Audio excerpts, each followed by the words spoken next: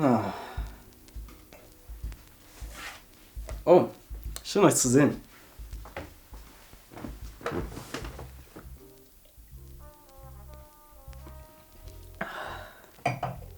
Ich lese euch heute etwas vor. Aus dem Buch Alltagsgeschichten aus dem deutschen Lande. Das erste Kapitel spielt in der vermeintlich sichersten Stadt Deutschlands, München, und es nennt sich Personenkontrolle.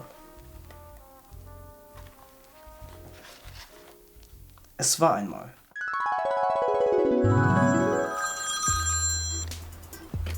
Ey Bro, sorry, dass ich zu spät bin, Mann, aber ich bin gleich da. Ja klar, don't worry, aber es ist mir hier irgendwie gerade ein bisschen suspekt. Hier sind echt viele Koppers unterwegs. Kein Bock, sich hier zu treffen. Digga, warum bist du paranoid, Mann? Kopperst tun dir gar nichts. 1, 2, 1, 2.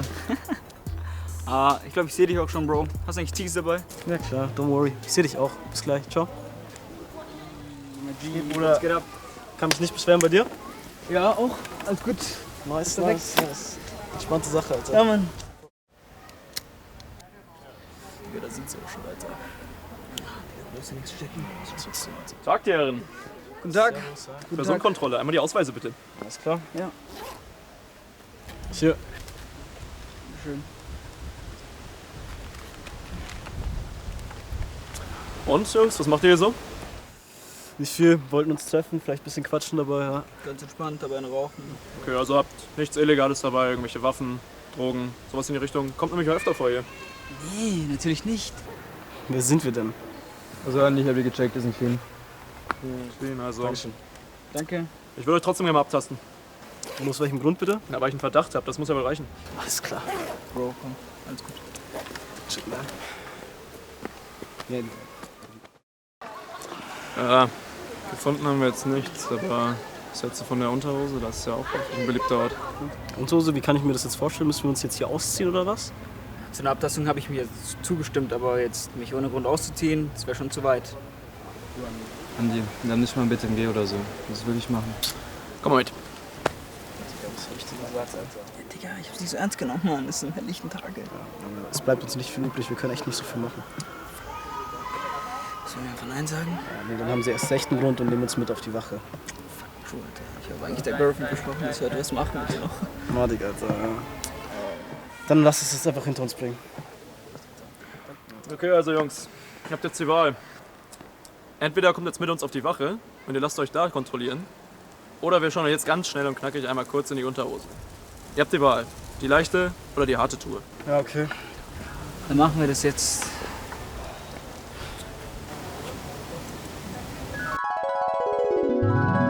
Gefunden haben die beiden Polizisten nichts.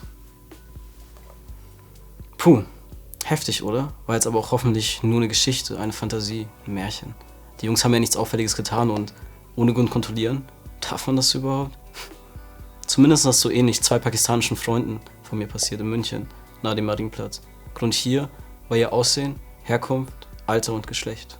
Also, wie nennt sich der Vorgang, den wir hier gerade gezeigt haben und wie begründet er sich?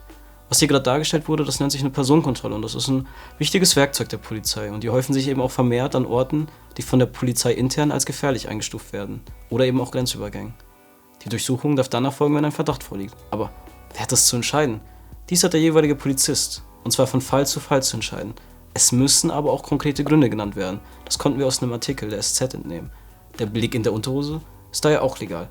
Natürlich nur, wenn ein wirklicher Verdacht vorliegt. Doch wer passt darauf auf, dass Polizisten ihre Macht nicht ausnutzen und jede Kontrolle in Realität wirklich gut begründet ist? Ist das verhältnismäßig, wenn sich 2 Freunde von mir am Marienplatz aufhalten und nur aufgrund ihrer Herkunft und Aussehen verdächtigt werden? Ich denke nicht, weil sonst wäre das ja Racial Profiling und dieser Vorgang ist ja eigentlich verboten. Also, das sagt der Seehofer ja gerne, aber wirklich schriftlich festgehalten oder aktiv dagegen vorgegangen wird eigentlich explizit nicht. Obwohl das Thema international höchste Aufmerksamkeit bekommt. In der USA beispielsweise wurde das rassistische Stop-and-Frisk-Verfahren umfassend debattiert, welches der Personenkontrolle in Deutschland außerdem verdächtig ähnelt. Aber hierzulande wird das einfach so hingenommen. So wird Racial Profiling in Ländern wie den USA und England ausdrücklich verboten und dieses Verbot wird auch durch eine Kontrolle in Form eines Formulars umgesetzt, in dem der Polizist den Grund der Kontrolle und möglichen Migrationshintergrund feststellen muss. Aber das ist natürlich nur ein Thema in England und den USA. Dieses Problem von Racial Profiling können wir so nicht haben. Ist ja verboten. Naja, nach dem Menschenrechtsrat der UN haben wir in Deutschland noch Handelsbedarf. Und das wird auch durch eine Studie der EU über Racial Profiling bestätigt, in der klar wird, dass vor allem junge Männer mit Migrationshintergrund in der EU vermehrt Polizeikontrollen ausgesetzt sind. Aber die Polizei muss doch ihre Arbeit machen, oder? Dann kontrollieren wir halt ein paar Kanacken. Wen juckt's? Naja, leider ist die Praxis höchst ineffizient und kontraproduktiv. Tätergruppen werden bewusst nicht beachtet, es wird außerdem alltäglicher Rassismus verstärkt und man wundert sich, wieso die Beziehungen zwischen Menschen mit Migrationshintergrund und der Polizei immer negativere Züge annehmen. Vielleicht sollte man sich auch mal fragen, wie zielführend Personenkontrollen überhaupt in dieser Form noch sind, denn offizielle Zahlen zu Erfolgsquoten haben wir so leider nicht gefunden. Round 1. Fight!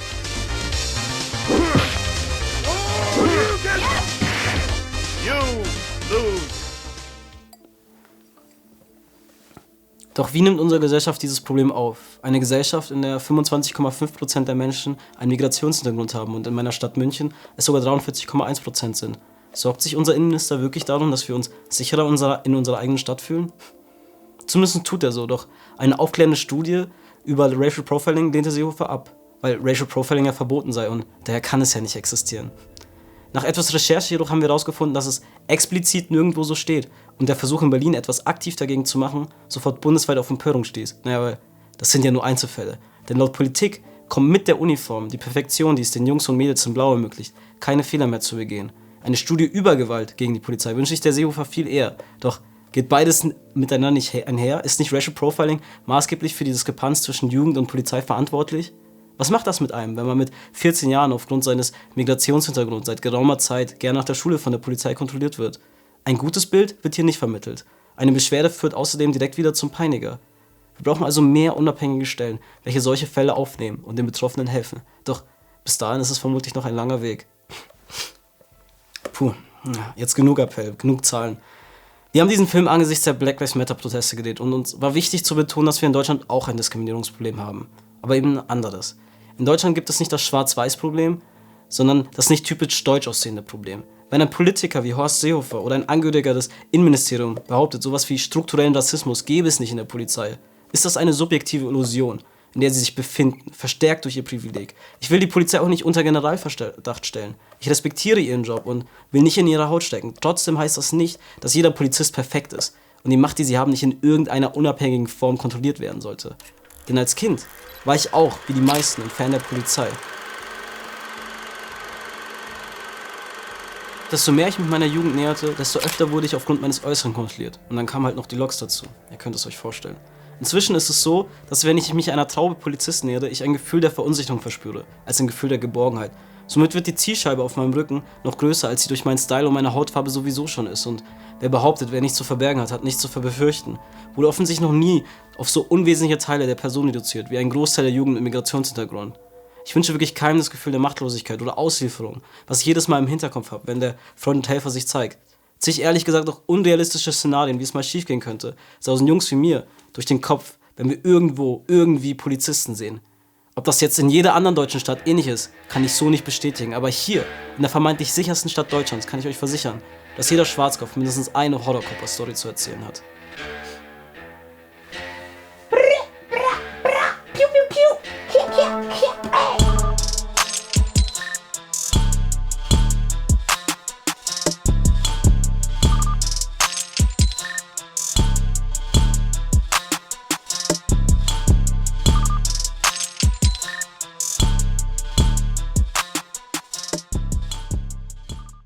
Und Jungs, vergesst nicht, ne? Wir behalten euch im Auge. Let's go. Sirene an!